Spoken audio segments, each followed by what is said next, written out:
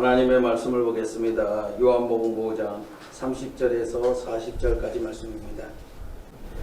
내가 아무것도 스스로 할 수 없노라. 듣는 대로 심판하노니 나는 나의 뜻대로 하려 하지 않고 나를 보내신 이의 뜻대로 하려 함으로 내 심판은 의로우니라. 내가 만일 나를 위하여 증언하면 내 증언은 참되지 아니하되 나를 위하여 증언하시는 이가 따로 있으니 나를 위하여 증언하시는 그 증언이 참인 줄 아노라. 그가 요한에게 사람을 보내매 요한이 진리에 대하여 증언하였느니라. 그러나 나는 사람에게서 증언을 취하지 아니하노라. 다만 이 말을 하는 것은 너희로 구원을 받게 하려 함이니라. 요한은 켜서 비추이는 등불이라. 너희가 한때 그 빛에 즐거이 있기를 원하였거니와 내게는 요한의 증거보다 더 큰 증거가 있으니 아버지께서 내게 주사 이루게 하시는 역사 곧 내가 하는 그 역사가 아버지께서 나를 보내신 것을 나를 위하여 증언하는 것이요 또한 나를 보내신 아버지께서 친히 나를 위하여 증언하셨느니라. 너희는 아무 때에도 그 음성을 듣지 못하였고 그 영상을 보지 못하였으며 그 말씀이 너희 속에 거하지 아니하니 이는 그가 보내신 이를 믿지 아니함이라. 너희가 성경에서 영생을 없는 줄 생각하고 성경을 연구하거니와 이 성경이 곧 내게 대하여 증언하는 것이니라. 그러나 너희가 영생을 얻기 위하여 내게 오기를 원하지 아니하는도다. 아멘. 우리 성도들이 예수를 믿지 않는 사람들에게 하나님에 대한 증언을 해야 될 때가 있습니다. 이럴 때 굉장히 어렵습니다. 왜 어렵냐면 상대방이 하나님을 믿지 않기 때문에 그렇습니다. 그래서 어떻게 설명을 해야 되는데 설명을 할 수가 없습니다. 그래서 가장 좋은 방법은 뭡니까? 성경 말씀을 그들에게 읽어주는 것이에요. 대로 전하는 것이다. 이렇게 말할 수 있습니다. 하나님께서 창세전에 구속의 경륜을 작정하셨습니다. 이 구속의 경륜은 바로 성자이신 예수께서 성육신하여 대속의 사역을 이루시고 부활 승천하서 하늘 보좌 우편에 앉아 계시는 그런 계획이었습니다. 그래서 하나님께서는 아들이신 예수 그리스도에게 마지막 때에 이 세상을 심판할 권한도 그에게 주셨습니다. 그래서 예수께서 이제 초림하실 때에는 구원자이셨지만 다시 오실 때에는 이 세상을 심판하실 것을 약속하셨습니다. 예수께서 심판자로서 그 위상을 분명하게 이제 나타내십니다. 30절에 보면 내가 아무것도 스스로 할 수 없노라. 듣는 대로 심판하노니 나는 나의 뜻대로 하려 하지 않고 나를 보내신 이의 뜻대로 하려 함으로 내 심판은 의로우니라. 예수께서 이 세상을 심판하실 때 내가 아무것도 스스로 할 수 없노라 이렇게 말씀합니다. 예수께서 아버지와 아들은 동등하셨다고 이렇게 말씀하셨습니다. 그럼에도 불구하고 심판할 때에는 수동적 순종이 나타나셨다 이렇게 볼 수 있는 겁니다. 예수께서 십자가의 고난을 앞에 두고 겟세마네 동산에서 얼굴을 땅에 대고 기도하실 때 내 아버지여 만일 할만하시거든 이 잔을 내게서 지나가게 하옵소서. 그러나 나의 뜻대로 마옵시고 아버지의 원대로 하옵소서라고 기도하신 적이 있습니다. 이처럼 예수님께서 어떤 사역을 하실 때는 바로 아버지께서 창세전에 작정하셨던 계획에 따라서 그 사역을 하시는 것이지 예수님께서 단독적으로 하시는 일은 없다 이렇게 말할 수 있는 겁니다. 바로 그래서 심판할 때에도 마찬가지입니다. 아버지의 뜻대로 그 심판을 하신다. 그래서 의롭다 이렇게 말씀하고 있는 겁니다. 우리는 재판관이 잔인한 범죄인에게 이렇게 얘기합니다. 그의 형을 때릴 때 법과 양심에 따라서 재판을 하였다라고 합니다. 이 재판관이 죄인들을 심판할 권한이 있다고 해서 자기 마음대로 심판하지 아니하고 법과 양식에 근거해서 하는 것과 같은 내용입니다. 그럼에도 불구하고 우리는 이 재판관에게 뭐라고 얘기합니까? 그에게 재판권이 있다. 혹은 뭐 심판권이 있다. 이렇게 얘기를 하는 겁니다. 그렇기 때문에 우리는 그 재판관이 어떠한 실형을 그에게 형벌을 내린다 할지라도 그것을 의롭다 이렇게 얘기를 해요. 존중하는 것을 우리가 믿는 겁니다. 이처럼 바로 예수님께서 권한을 행사할 수 있었지만 바로 그 심판권의 기준이 뭐냐면 하나님의 뜻이다 이렇게 말할 수 있는 겁니다. 예수께서 대속의 사역을 하실 때에도 아버지의 뜻이었고 세상을 심판하실 때에도 아버지의 뜻을 따라서 수동적 순종을 하신 것을 약속하셨습니다. 바로 예수께서 이 세상을 심판하실 때 증언자들이 있다고 이렇게 말씀합니다. 31절에서 32절에 보니까 내가 만일 나를 위하여 증언하면 내 증언은 참되지 아니하되 나를 위하여 증언하시는 이가 따로 있으니 나를 위하여 증언하시는 그 증언이 참인 줄 아노라. 여호와께서 모세에게 율법을 주실 때 심판할 때는 반드시 자기 자신을 제어한 두세 사람 이상의 증언자가 있어야 된다라고 기록이 되어 있습니다.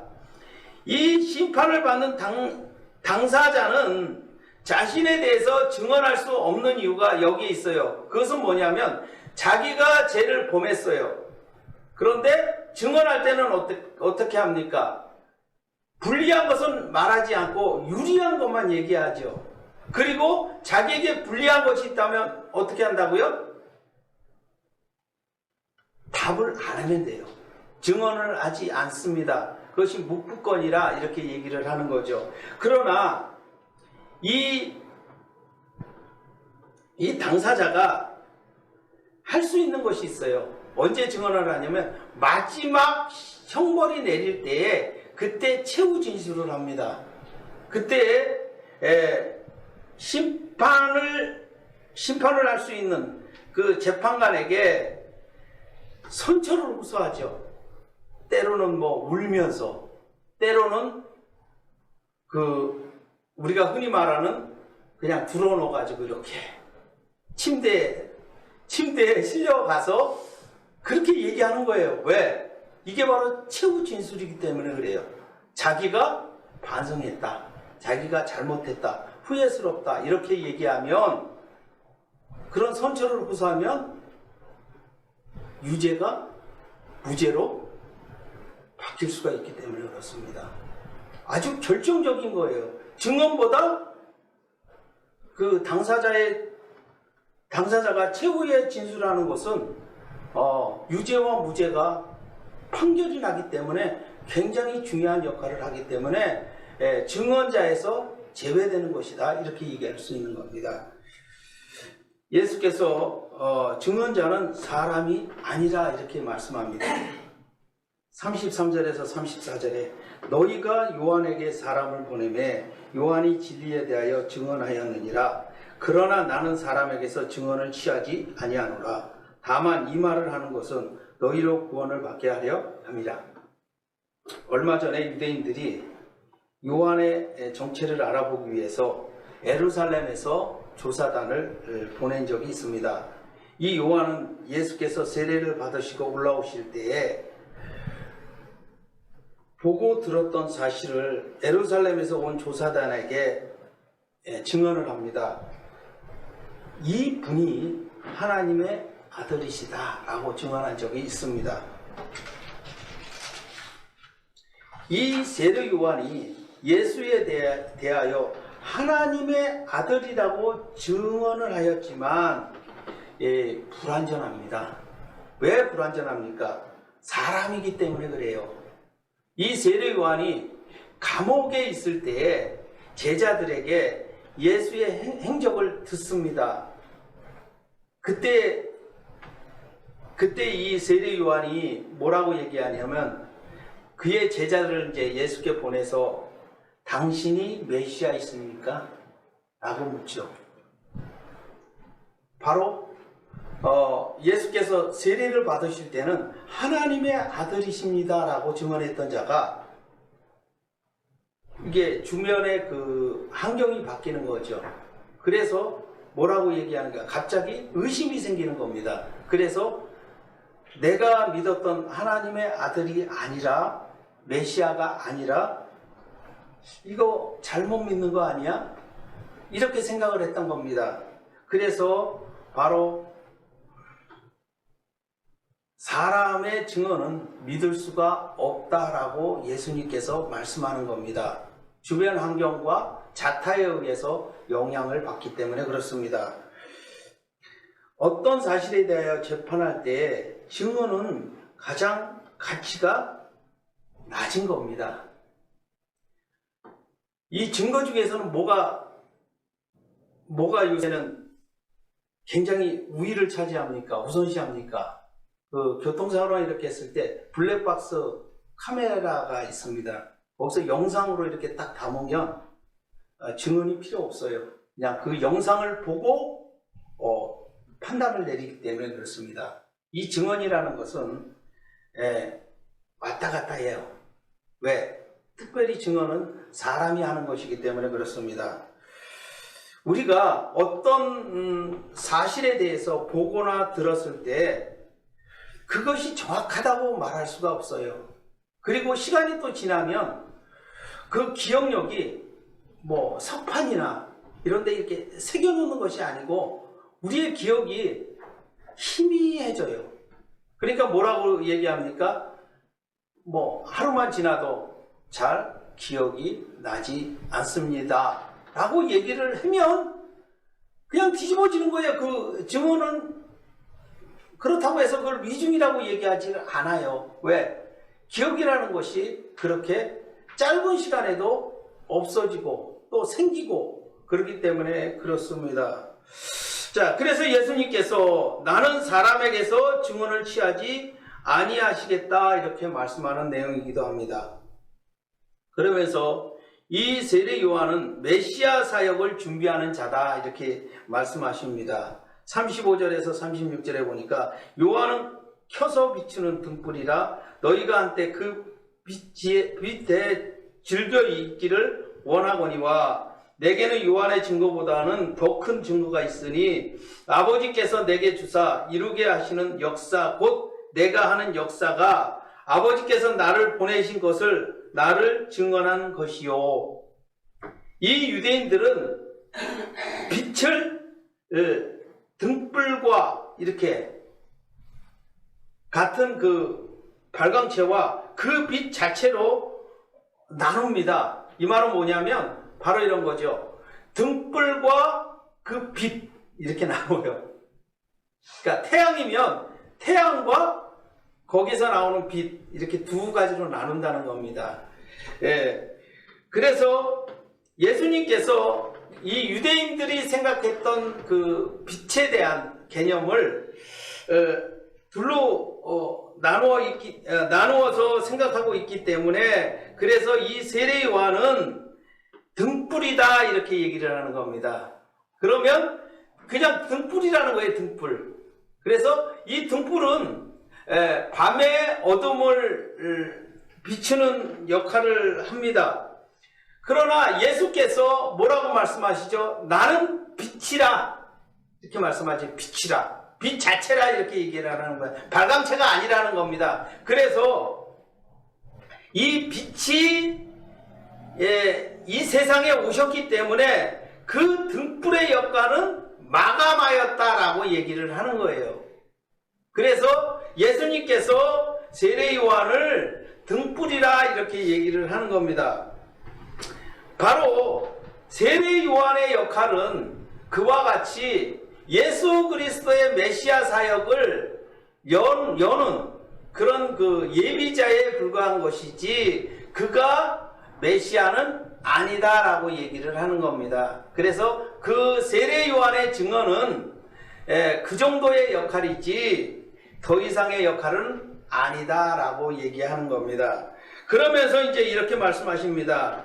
아버지께서 친히 아들이심을 증언하셨다라고 말씀합니다. 38절에 보니까 또한 나를 보내신 아버지께서 친히 나를 위하여 증언하셨느니라. 너희는 아무 때에도 그 음성을 듣지 못하였고 그 형상을 보지 못하였으며 그 말씀이 너희 속에 거하지 아니하니 이는 그가 보내신 이를 믿지 아니함이니라.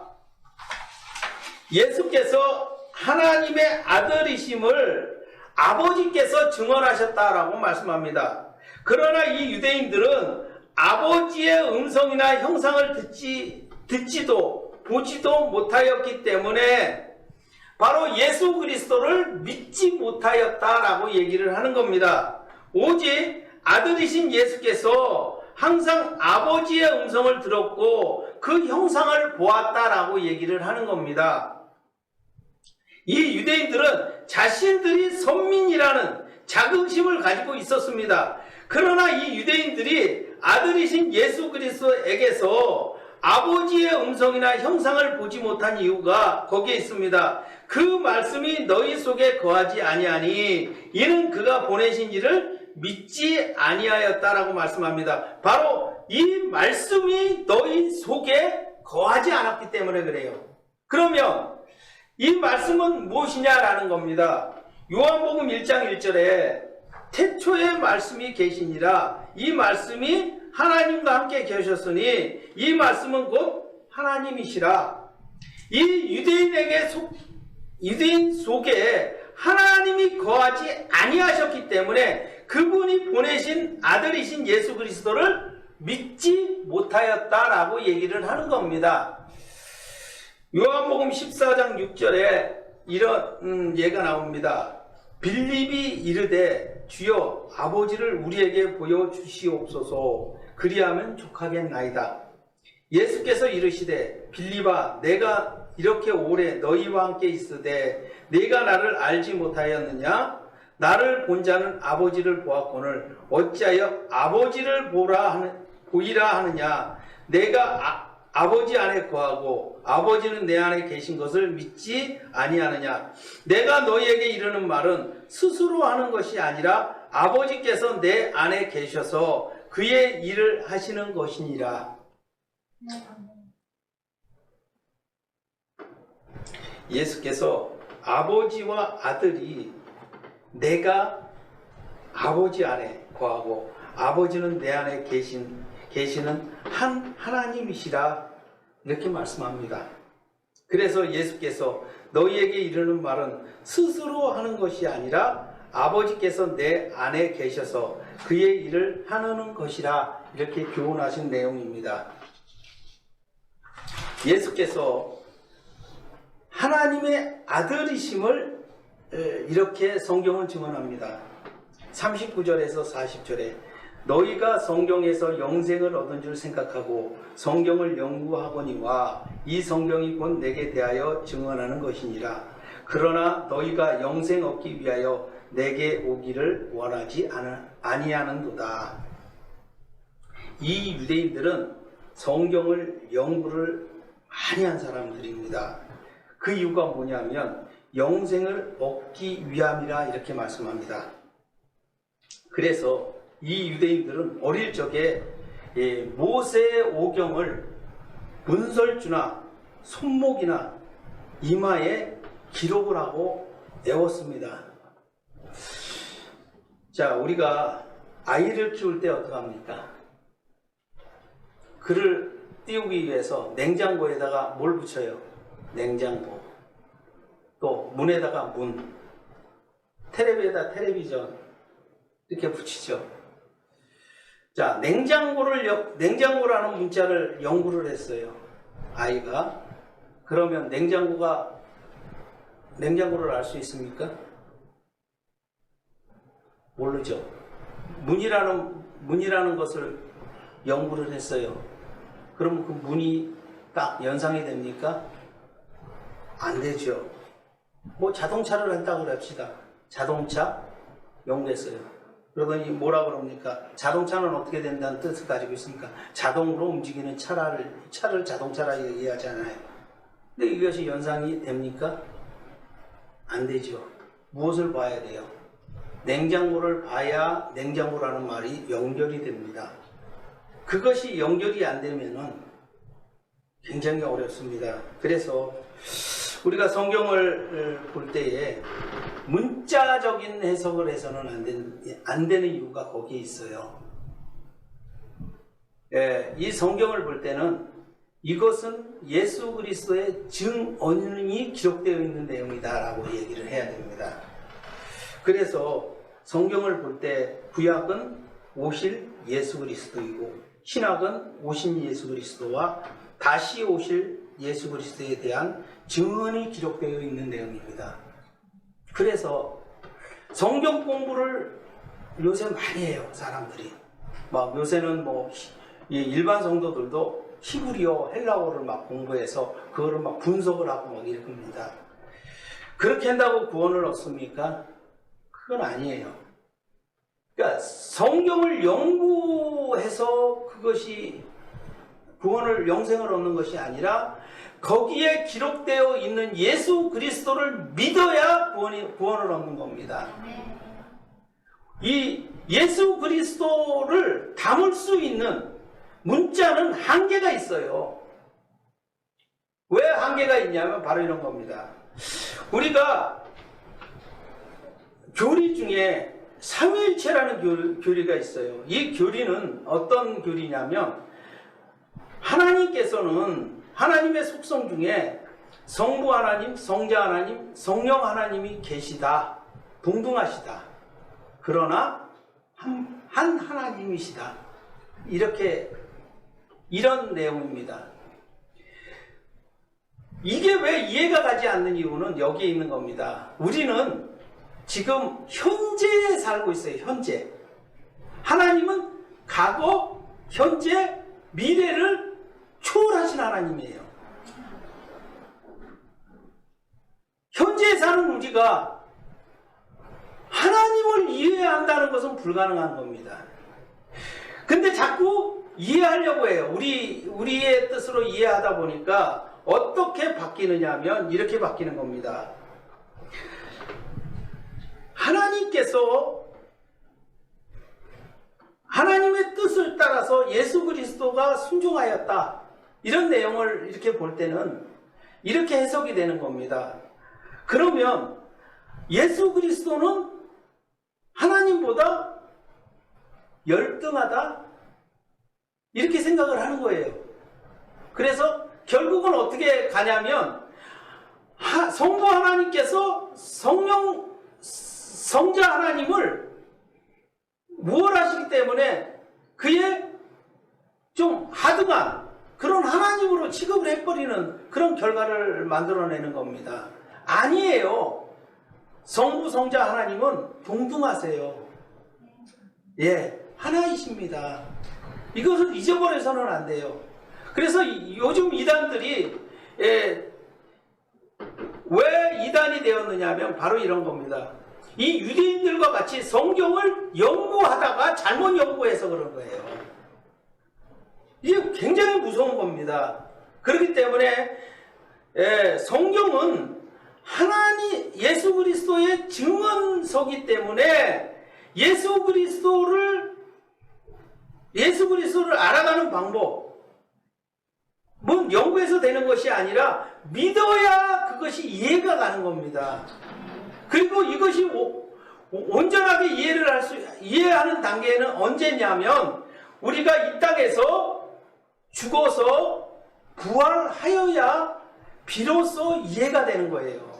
왜? 그때야 시간과 공간을 초월한 몸이 되기 때문에 그래요. 우리가 그 전에는 이런 말 하죠. 세상 사람들이 때려 죽여도 이해가 가지 않는다라고 얘기를 하는 겁니다. 자, 그래서 어느 날 어거스틴이 삼위일체에 대한 연구를 하다가 잠이 듭니다. 그는 꿈속에서 한 아이가 해변에서 조개 껍질로 바닷물을 모래에 이제 퍼내서 바다를 마르게 하는 행동을 합니다.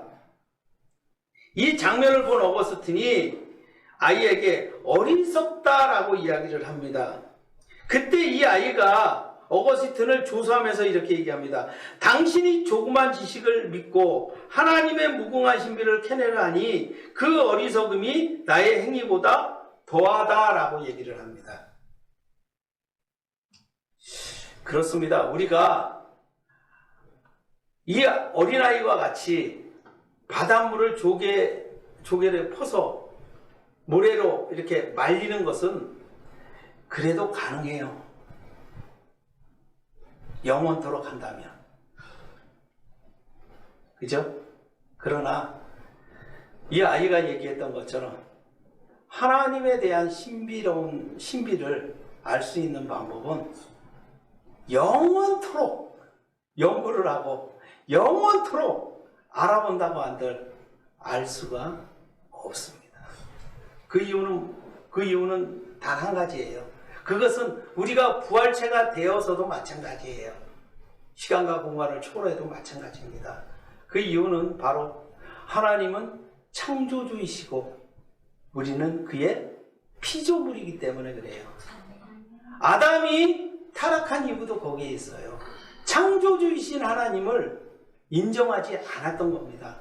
그래서 그가 하나님보다 높아지려는 욕심이 생긴 거죠. 그래서 그가 타락한 겁니다.